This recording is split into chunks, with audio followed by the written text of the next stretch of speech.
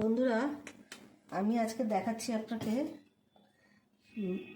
মাছের তেল দিয়ে চচ্চড়ি। পেঁয়াজ কুচিয়েছি, আলু বেগুন, এখানে রসুন বাটা, আদা বাটা, ধনে জিরে বাটা, লঙ্কা বাটা, হলুদ বাটা সব কমপ্লিট নেওয়া।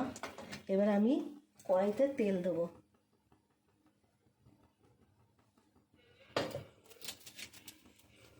এবার আমি দুটো তেজপাতা ফোড়ন দিলাম, পেঁয়াজটা দিয়ে দেবো।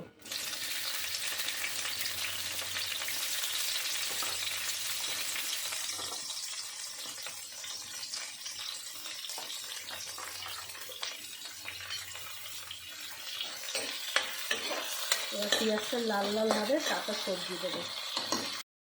বন্ধুরা, এবার আমি রসুনটা দিলাম আর আদাটা দিলাম, দিয়ে এবার নাড়াচাড়া করছি। এবার আমি তেলটা এতটা দিয়ে দিলাম, পুরোটা তেলটা পিস পিস করে রেখেছিলাম।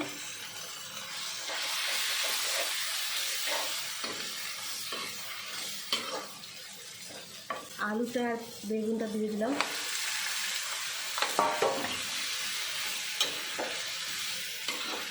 এবার আমি এই মশলাটাও বাটা দিয়ে দিলাম।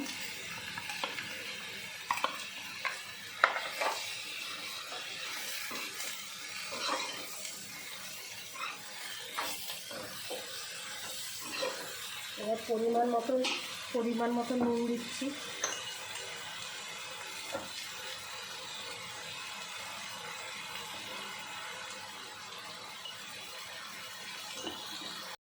বন্ধুরা, দেখুন আমার তেল চচ্চড়িটা হয়ে গেছে।